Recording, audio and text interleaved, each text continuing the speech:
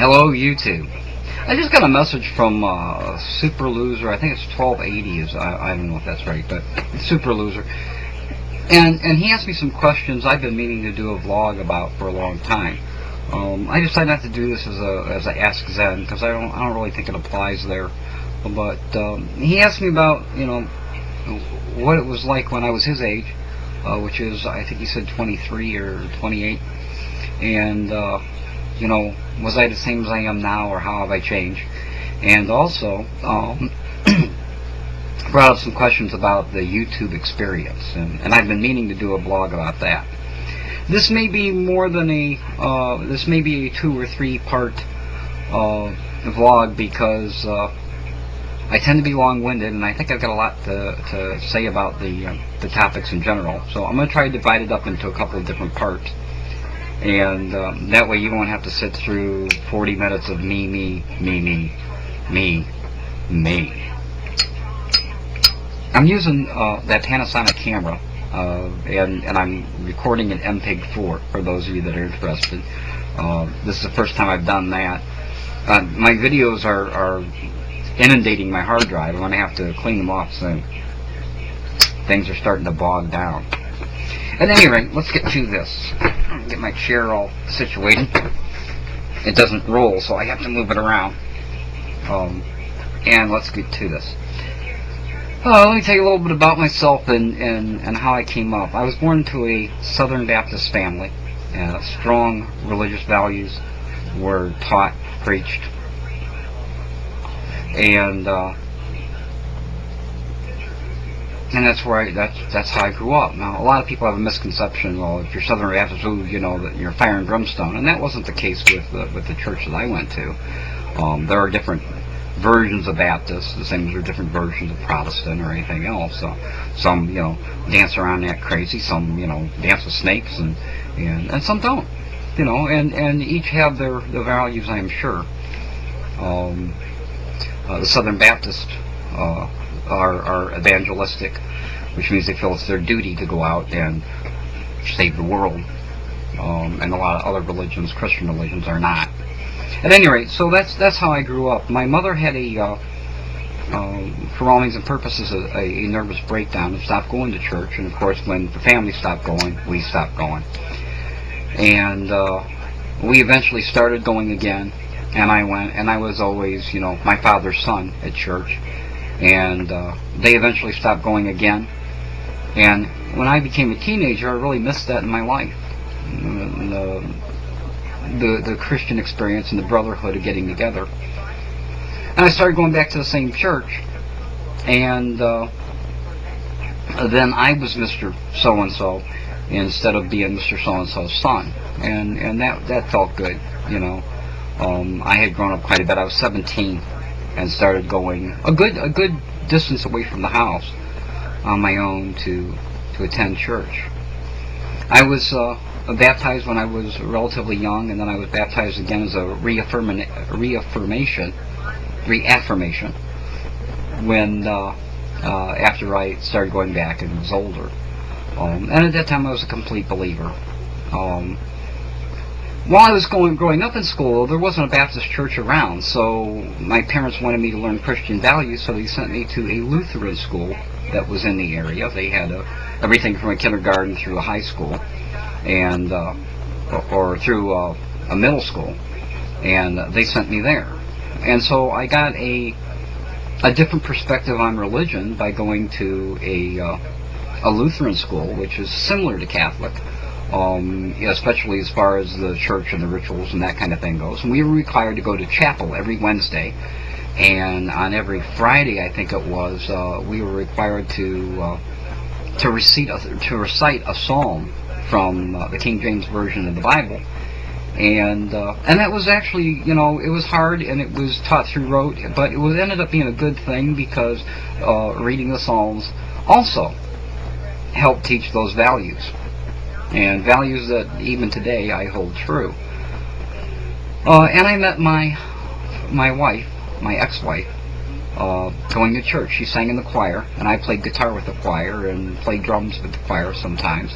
And we had gone on a tour to Washington, D.C., and that's where my ex-wife and I actually hooked up. And we dated about 3 years, and when we graduated high school, we got married. So by the time I was 23 or through 28, I was already a father of.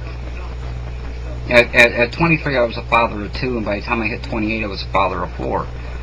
And I thought I had life figured out. And we went to church for a period of time. We became disenchanted with it, and we eventually stopped going altogether.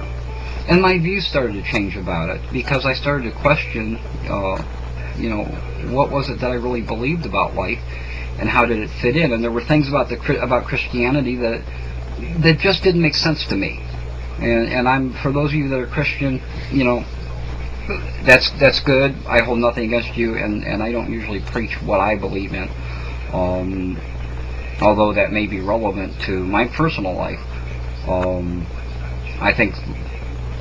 I think people should find their own way. I think people should look at the facts that they have, try to get as many facts as they have, and just decide what they believe. They call it faith because you believe, and it's like believing that the sky is blue. You believe the sky is blue because somebody told you that color is blue, and all your life that has meant blue, and so you believe it's blue. And the fact of the matter is, for all you really know, it might be pink.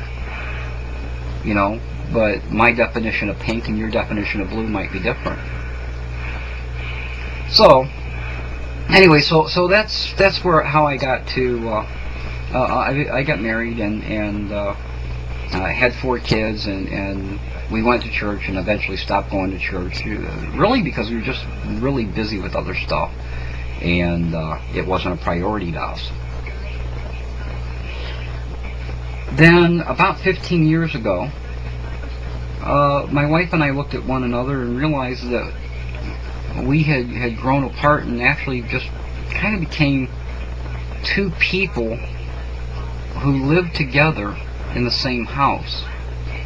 And when we realized this, we tried to make it work. We tried to spend more time together. We went out more together.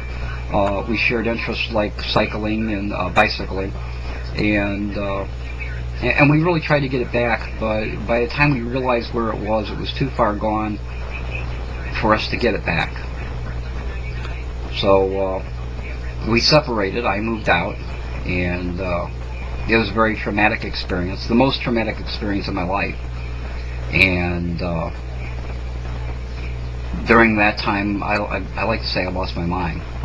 There were a lot of things going on. It was very emotionally traumatic for me, and for her too. And I was only concerned with how I was feeling. I was trying to deal with my demons, and I wasn't worrying about other people's demons, including my children. It didn't hit me until years after the divorce that maybe I laid in bed and cried my eyes out and felt really bad, but so did they, because Dad wasn't there. So there's still parts of that are hard for me to grasp. But at about 42 years old, we separated, and I moved out. And my wife realized, I think, that I wasn't coming back, that we weren't getting it back, and she was the first one to make the move towards divorce. And I don't think I would have done it, but she did. And I don't blame her for that. I certainly wasn't giving her any reason to not do it. So that's how that went. But through that experience, it really made me introspective and start looking at me and at what I believed and who I was and where I was going in my life. I was in tailspin, and I immediately found a girlfriend and moved to North Carolina, and found that girlfriend wasn't what I thought she was. And she was a bar manager. She loved to drink hard liquor. Getting drunk was one of her favorite pastimes. She was a heavy girl, which I didn't see. I looked at her, but I didn't see the weight. I loved her, I thought I loved her, but she was very jealous, and within a year, that just didn't work out. There were arguments and fights, and people getting their asses kicked, and guns being pulled on. She pulled a gun on me one time, and I ended up having to bring the police in, and I didn't like doing it, but I brought them in and said, if you're trying to kill me, you need to do something. So that's kind of how that went. But all of this made me really introspective and made me look at what it was that I believed. And I discovered that, first of all, I'm not a follower. I'm a truth seeker in that I look for... I want to know what the real deal is. And I don't want to know it because you say it so. I want to know it because I can see it. And I've had friends tell me, well, proof of God is the trees growing, and that's proof of God for them, and it supports their faith, and that's great, but that's not proof of God for me. That's just proof that nature works for me. So I started looking into myself, and that's probably about when I discovered Zen and the Art of Motorcycle Maintenance, and started reading that book. And that book changed my life. Just reading about this person's experience, which I could relate to, translated to me, and I went, And I started looking into other religions of the world, and I found that what I believed in was more Buddhist, Hindu, than it was Christian. And I finally asked myself, honestly asked myself, do you believe that, Jesus Christ is the Son of God? And I had to honestly answer no. And I couldn't make myself believe. I wanted to. I really wanted to believe that was true, and that all my sins are forgiven, and God the Father loves me, but I don't. And that's kind of what the video that I did about little faith is about. Sometimes, even now, I wonder, if there is a God, am I an instrument for Him without believing in Him, which is, entirely possible, I guess. At any rate, so I started looking inward, and I found a peace that I haven't known before. When I stopped putting all of that stuff on my shoulders, and just decided that it's my job as a human being to make the world that I live in a better place.